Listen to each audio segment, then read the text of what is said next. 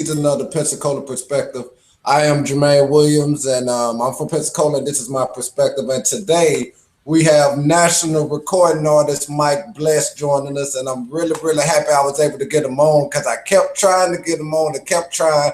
You're a real busy man. Mike, what's up, man? What's going on, my brother? How you doing? Man, I'm doing good. How is it down there on South Beach? I'm in Atlanta. I'm at my spot in Atlanta right now. Oh, you in the A? Yeah. Oh, okay. Well, that's what's up, man. Hey, look, man. I would love to switch places with you.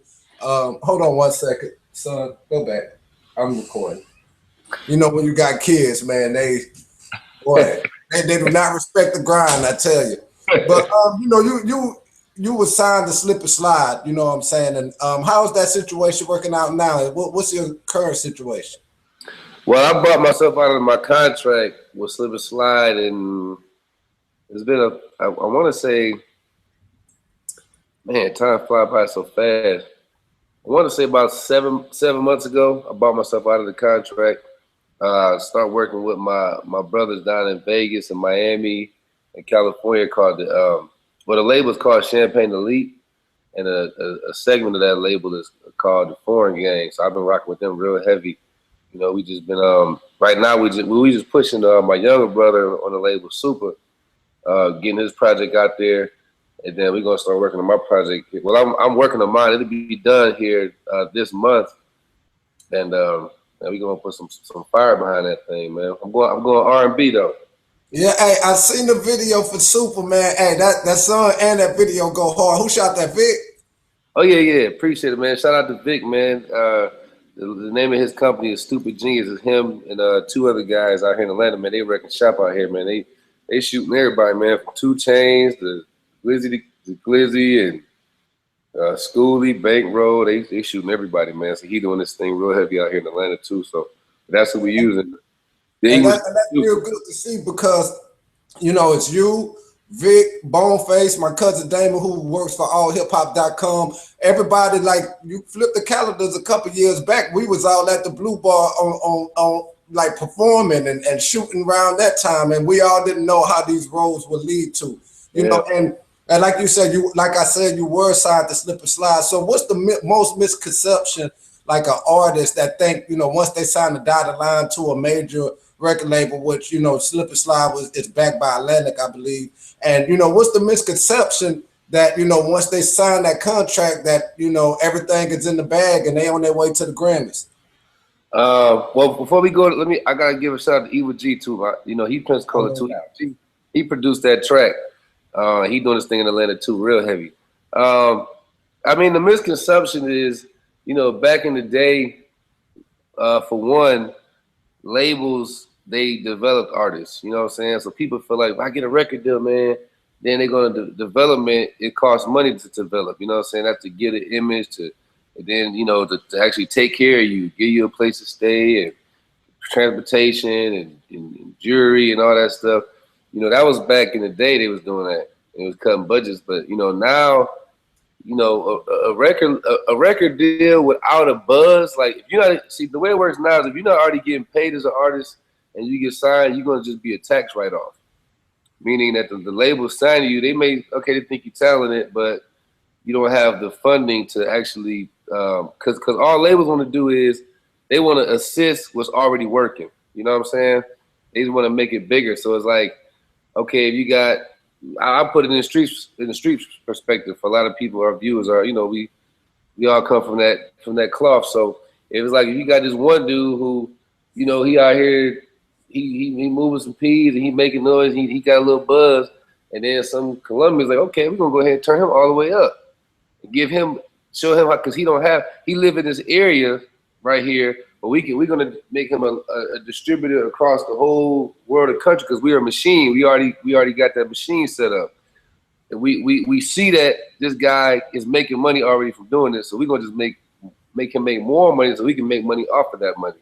But they're not gonna look at somebody and be like, and I bet that boy can really hustle, man. He got a nice hustle about him.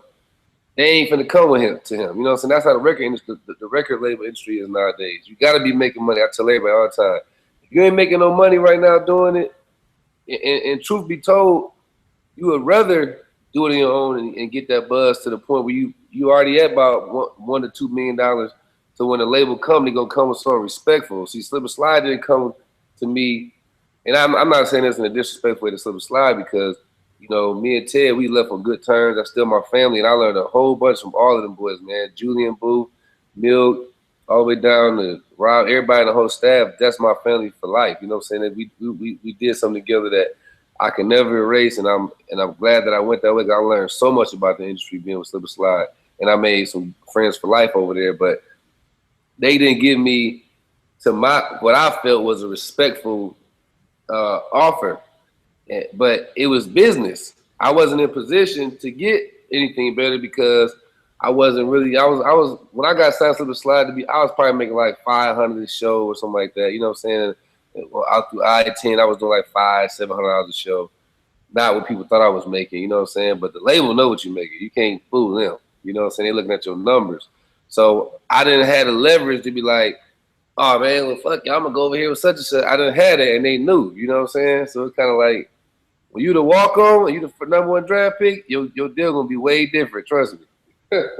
Hey, and that's true, man, because like and like you said, you learned a lot over there with Slip and Slide. You did a song, that Eat It song with Trina. You know what I'm saying? A lot of people give their left leg to work with Trina. You know what I'm saying? I even get close enough to the spit game to see if you can lay with Trina. You know, either way. You know what I'm saying? And you know, you had songs like Porno Star and Gone. Those two songs just alone, to me, in my opinion, should blew you up. I'll never forget. I'm here in Jacksonville, and I heard Gone in the club. I pulled out my phone. I was like, man, I got to hit Mike up and let him know, boy. And the crowd reaction to it, I said, man, I wish my dog was here right now and see what I'm seeing, man. And that, you know, I'm tapping niggas, hey, man, this is my homeboy shit, man. You know what I'm saying? But, you know, and I did want to ask you, you know what I'm saying, like, how was it working with Trina? I mean, like, were you in the studio with her? Or, you know, how did that whole experience go?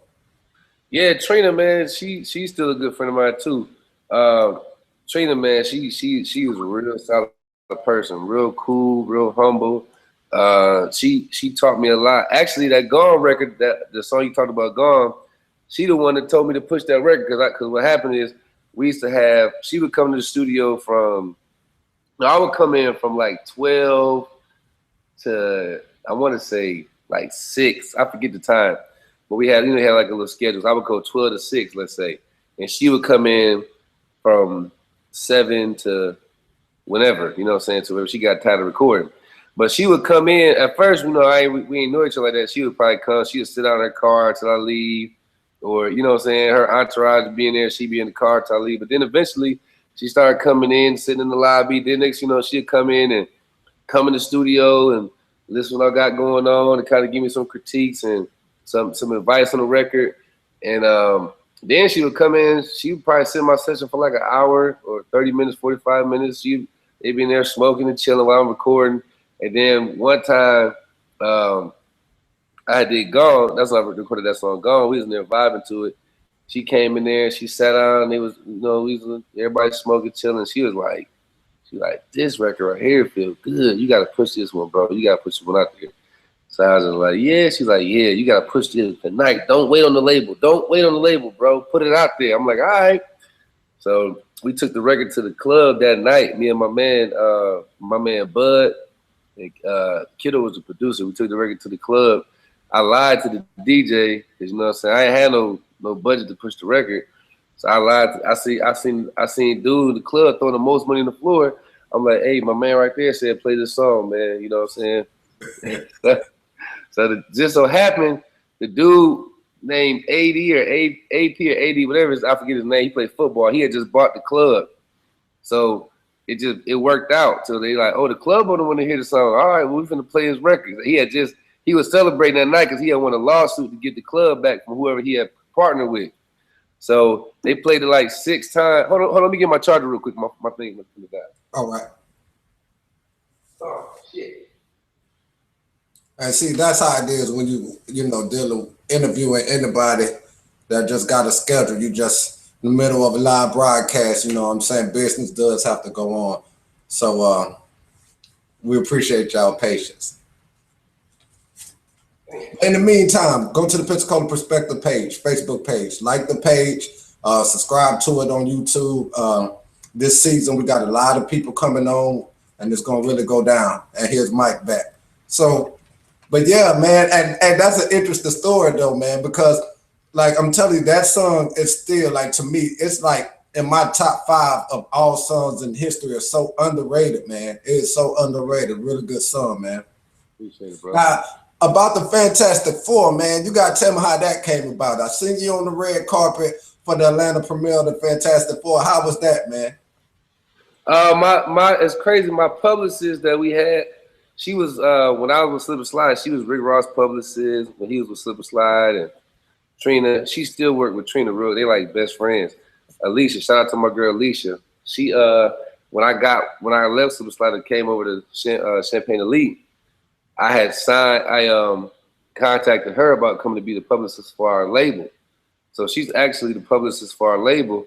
And like I said, right now the priority, because you know with labels, like when I first came to the label, I was kind of the structure, helping them to develop a structure for the label. You know what I'm saying, with the experience that I had. So what I was telling them is we have to prioritize artists. A lot of times, you know, everybody it's 30 motherfuckers rapping and everybody dropping the CD full of niggas. That's too confusing to the consumer. So you got to focus on one artist at a time. Everybody got to show their support to that artist in order for people to support the artist. So we all been pushing behind Super right now. He, you know what I'm saying? I felt like he should go first. You know, like he need to go first. Young, fresh, you know what I'm saying? Fly, getting money, wild, you know what I mean? He that young, fresh energy. So we've been pushing him. So I ain't really been, you know, I've been working on my my investment broker firm and my uncle started, but she called me out the blue like, hey, I know you ain't doing nothing, and I know you blah, blah, blah, but you need to come to this premiere. They invited you to the premiere. I'm like, I got invited to the premiere. How the hell that happened? You know what I'm saying? So I guess, you know, just like you said, the grind, man, the payoff, man. And sometimes some people that was in positions from back in the day that I met was probably interns. Now they working for Paramount Films and all this stuff, and they remember me. So they like, what's up with that one dude? You know what I mean? So your grind never, it never goes away. Whatever you plant that seed is gonna always grow. And you know, that's what Jabril always tell me, man. You never know, man. You one interview away. You never know what's gonna put you over the edge. You know, and shout out to Jabril. You and Jabril was having rich people talk before we started the show, and I'm broke, so I had to leave the room. But and so you from Akron, Ohio? Yeah, originally. And by way of Pensacola, you know, and you know Pensacola with J Ski, you know the Hog, which to me, you know, is not, neither one of those are not locals. Along with Big Bone, and there's a slew of other people. And I know you keep in contact and keep your hand on the pulse of the Pensacola music scene. What are your thoughts about it now? About what, the Pensacola music scene? Yeah. See, I haven't been home in so long, man. I don't know like as far as the artists you named, the artists that was doing anything when I was there, you know, shit, I tell everybody everywhere I go, like, man, Pensacola is just so gifted as far as not just, see, Pensacola is actually known for the athletic aspect, you know what I'm saying? Like football, Florida is like I think it's like the top 3 states in America where athletes get drafted from. Pensacola is high within Florida, you know, like as far as like, because people in Florida and Pensacola don't know, man, every city you go to don't got that many football players playing in the NFL, you know what I'm saying? So, you know, you got the fastest man in the world was Justin Gatlin, the best running back, one of the best running backs of all time with the highest yards, Emmitt Smith, one of the best fighters of all time, arguably the best fighter of all time, Roy Jones Jr. I mean, you could go to wrestling. Yeah. You know, you got. It's just like it's a place. Even though the black people is one of the most oppressive places for black people, they find a way to get out of there. But the music industry, the music scene for Pensacola is so hard because, you know, in sports is different. You play football, you playing in an organization, you playing for a high school. You know, they're keeping stats. Recruits, you know, they come in looking because Thurman Thomas already did made. Excuse me, not Thurman Thomas. Emmitt Smith already did made it. So, you know, it's different. It's not like that in the music industry. It's word of mouth in the streets. You know what I'm saying? And you really don't have that same opportunity. So it's very, very hard for artists. Like, to me, I feel like one of the artists that of all the places I've ever lived. I lived in Ohio. I lived in Pensacola. I lived in Biloxi. I lived in England. I lived in Atlanta, Miami. I got a spot in Vegas. Like I lived all over the world, but I've never the one artist I felt like would have blew and would have been one of the biggest artists ever and never really had a chance because where he was located was Remy Red to me. Right. Yeah, I agree. I agree. And when that caught up in reality, that man, like that boy he was like the pop of, you know what I'm saying, Pensacola. And he had his own sound, he had his own style, he had his own, like he was spitting there. He was a superstar, bro, but he just didn't have a, like, I think about Atlanta, like I live in Atlanta, but these niggas, they, you know, like I've been here, I'll give you a quick example. I was going to my garage, my second day moving to this condo. I'm going to the garage and I can't find my car because I'm like, damn, my car. So some dude like, what's up, bro? Like, what's going on? I'm like, damn, I lost my car. I forgot where I parked. He like, it's all good, man. Just moving. Like, yeah. He like, all right, cool. I'll take you to your car. So we go get in his car. You know, of course, he like in the Panamera. This Atlanta, all these niggas got money. In the Panamera, we riding. Get to my car. He like, yeah, lock me in, bro. My name's Speedy. I'm like, all right, bro, boom. So he hit me up one day like, hey, man, let's go to the day party. I was like, all right, go to the day party. I met this nigga NFL player. I'm like, oh shit. Like that in Atlanta, it's like you just bumping into, it's just opportunity. You know what I'm saying? So a lot of these rappers here, like the Rich Homies and Thugs and all these dudes, like the network here is so strong because if you get hot in Atlanta, you are hot in America. You know what I'm saying? Yeah. So it's like you get hot in Atlanta, you famous. In Pensacola, you hot in Pensacola, you hot in Pensacola. And a lot of the artists in Pensacola be way hotter than these Atlanta cats. Exactly. And I ain't taking nothing from Atlanta cats because, I deal with artists out here too, but I'm talking about just natural, raw talent, man. And you got to think too, Atlanta, this a melting pot. So it's like they got flavors from all over the world coming here. So niggas can take a little bit of this from this nigga, take from that person. Every artist here is just a mixture of other artists. You know what I'm saying? But in Pensacola, it's like, man, here we all looking at each other. Man, you got to be innovative and creative on just that with nothing to build on. You know what I'm saying? Ain't no clubs to go to. Ain't no real, no real sections. It's only so much to rap about. You know what I'm saying? So it's like, to me, I got the utmost respect for all artists in Pensacola that's doing their thing and that can make a sound. Because when you're making music, you're an artist. You're painting a picture. So to be able to have to take your imagination for only so much given to you and still paint a Picasso picture, somebody like Boneface. Bone, I ain't met nobody yet in the world that can out-rap that nigga, man. But where he come from? He come from somewhere where it's only so much to visualize the paint on the canvas. Right. And I have Boneface on the show next week. I'm looking forward to that.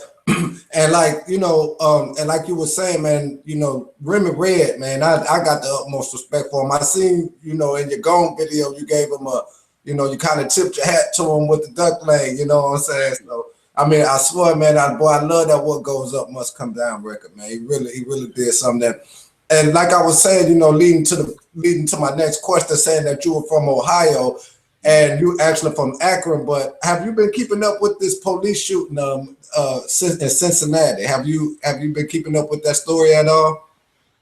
Man, there's so many police killing black folks out there, bro. It's just I mean, see, it's a formula to stop that. It ain't marching. Marching ain't finna do nothing. You know what I'm saying? And violence against the police, all it's going to do is cause them to do what they've been trying to do anyway. That's martial law. But it's for us as a community to spend money within our communities with our businesses.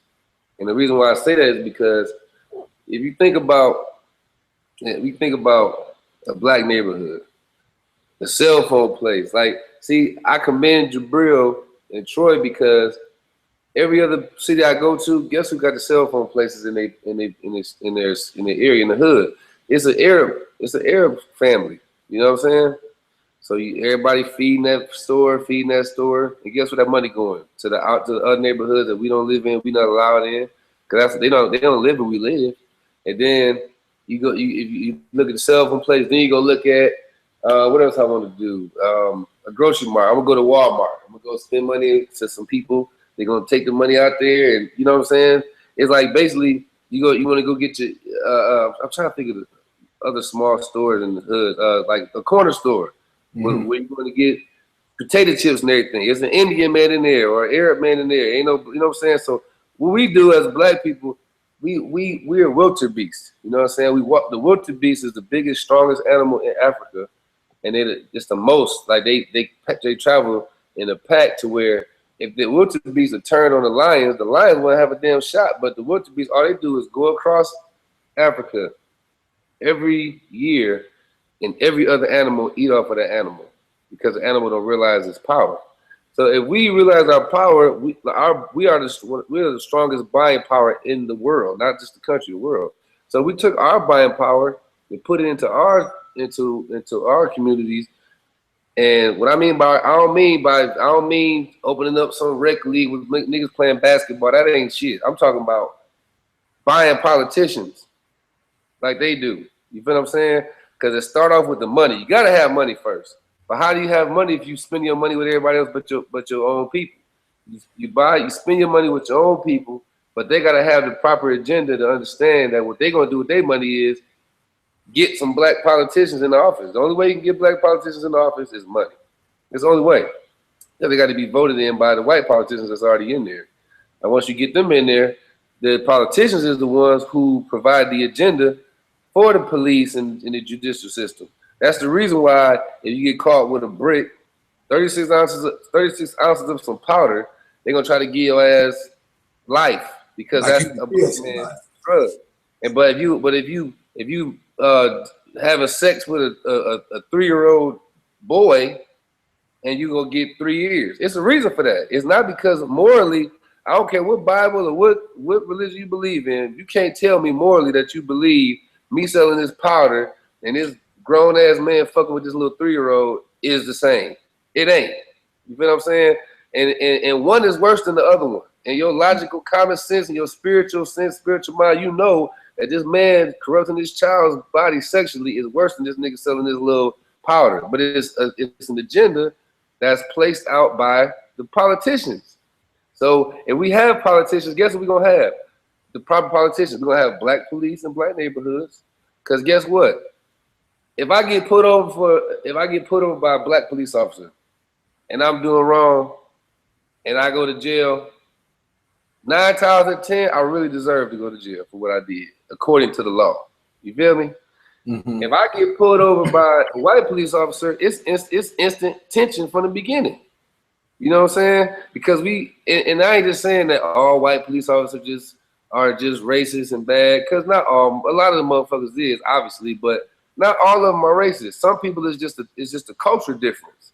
You know, they don't understand the culture. When you go into a place and see a bunch of if you come to my uncle's house right now, and there's a bunch of niggas with cars, slamming cars, dominoes, drinking, nigga, shut the fuck up. That's our culture. You don't feel nothing. You like, oh, these niggas kicking it. Yeah. But they come in here and see that, they like, oh, these hostile niggas. And it's okay because we're different. We're different from each other. But that problem is we're being policed by someone who doesn't understand our culture. Mm-hmm. The other day I was driving my car. Now I got a pretty nice car. If I was in Pensacola and this incident would have happened, I'm about to tell you, I would have probably went to jail. Because, you know, for envious reasons or because we have a difference in culture. I was driving my car and I was in the wrong too. I put out of the gas station too fast and just so happened I cut a fucking police officer off. You know what I'm saying? Man, he rolled his window down and he skirted and everything. He stopped the car, rolled his window down, looked at me. He said this exact words to me. He said, nigga, what the fuck wrong with you? And I was like, oh shit. You know what I'm saying? What the fuck wrong with you? And I was just like, man, my bad, man. He's like, you goddamn right, so bad, man. Get the fuck on. Now, he was mad, genuinely, and he had a reason to be mad. But was that a reason to put me at the car and shoot me and beat the fuck out of me and try to find something wrong with the car? No, it wasn't. You know what I'm saying? I admitted I was wrong. Sir, I was wrong. If he'd have pulled me over and gave me a citation, I would have deserved that motherfucker. But because our culture was, we had a understanding culture, he was able to say, nigga, what the fuck wrong with you? And cuss me the fuck out. I accepted getting cussed out, and we kept it moving. You know what I'm saying? That wouldn't have happened if I'd have been in Pensacola and even looked at the police wrong. I asked for directions one time in Pensacola on South Beach, and that man told me, keep it moving. Like, God damn, you know what I'm saying? And it's just, That's just what it is. People can march all they want to. They can march. They can pray. At the end of the day, we need politicians. If we don't have a politician to mandate what's okay and what ain't okay. That's why when you see these videos, you see a white man pull a white man over and he taking more shit from him. It ain't because oh, he just like white people don't like black people. It's because he allowed to do that shit. He ain't allowed to do that to no white boy. You do that shit to one of them, your ass getting hung. You could do it to black people because the politicians say it's okay. That is the only reason why. It's the reason why, because guess what? That German white man he might not like Jewish people. But if he pull a Jewish man over, you think he gonna do what the fuck he do to a nigga? Hell no. Wanna know why? Because they did the right thing. They kept their money in the community. They have political power. So you can't fuck with no Jewish man like that just because you don't like him. You ain't gotta like me. But you gotta do what them politicians tell you to do. Because you know what the consequences is for fucking with a nigga, you gonna get fired. If you kill a nigga, you might get suspended. You kill a Jewish motherfucker, your ass might get death row. Because the politicians say so. You feel me? Right. So it ain't about motherfuckers talking about we need to start overcoming it. Like it ain't gonna happen, man. We generations and generations and generations.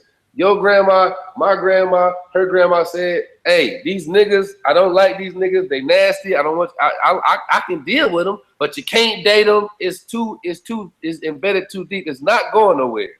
But all we gotta do is just, hey, man, get them politicians in and make a motherfucker respect certain things they can't do and can do. That's the only answer. Nothing else gonna work. Nigga march so their feet fall off. They're gonna still be getting shit." Hey, and that's an interesting point, man. And it's so funny because my next question was gonna be like, did you have plans on going to the Farrakhan Justice or Else March in DC in October? Nope. Hey, and we're gonna leave it right there. And you know, man, I swear it's been such a pleasure talking to you because I'm on my last question, and whenever I have my last question, I try to make it relaxed and candid as possible. But before I ask that, I want to say, man, you gotta come back. When you drop your album or drop your project, you gotta come back, man. I had a ball because I love it when the show, I don't have to sit there and talk the whole time. I can sit and listen, man. And it's really been a pleasure, though. But as my last question, and like I say, man, I make a relaxed question. If you Urban Meyer right now, who you going with, JT Barrett, or you going with Cardell Jones? Woo! Damn, man. Oh man, that's a good question. I like JT Barrett. To me, more of a quarterback. I mean, I'm sorry, Jones. Jones more of a quarterback to me, man. He's more NFL to me than JT Barrett. JT Barrett fast as hell. You know, I'll say this: if I was an NFL scout, I'd be looking at Jones over JT Barrett. JT Barrett gonna probably be a different position in the NFL. Them little fast quarterbacks, they ain't shit in the NFL. So I go with Jones, even though he ain't have as much time to prove himself. When you come in that kind of pressure, man, at the end of you coming at the pressure time, and he ain't buck under pressure. If you ain't buck under pressure right then, when can you buck under pressure? You feel what I'm saying? Trying to tell you. And he was amazing, man. Man, he gonna be so much money. I owe that nigga something. Hey, I do want to say this, man. You know, I know they give y'all a back-to-back national championship in the off-season, but y'all watch out for them Florida State Seminoles, man, and I'm just going to leave it at that. You know what I'm saying? It's been a pleasure, man. Let the people know how they can get at your Twitter, MySpace. I said MySpace, Lord. Twitter, Instagram, Facebook. Hey, man, my Twitter is at Mike Bless. I don't even remember the login to get in that motherfucker, though. At Mike Bless. Nah, just fucking. My Instagram mainly is what I'm on, is at Mike Bless. My Facebook is Mike Bless. Y'all be on the lookout, man. I got this new project I'm working on. It's gonna be, you know, I didn't grow up a lot since the last music I made. My music is different, you know, it's gonna be a lot more content.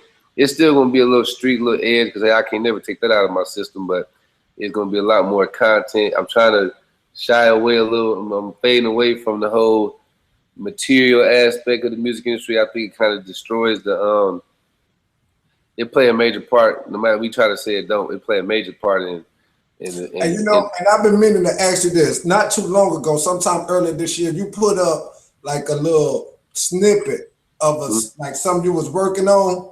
You know what I'm talking about? Yeah. I was talking about that. I forgot who I was talking to at the Bushwhacker Festival. I was thrilled, but I was talking about that. Repost that sometime today or tomorrow so I can share it again. And I'm gonna tag who I know who I was talking to. I don't want to say it on camera, but I was telling them about that, man. You need to drop that. Boy, that thing sound hard, man. Was it the song? Was it the singing? The official? I don't know. It was a number like 15 seconds though, and I think it had a forward game emblem. You had to go find which one it is. Yeah, I'm gonna look sometime this week, man, and I'll get back with you, man. But I remember listening to it, I said, oh man, that shit does sound hard, folks.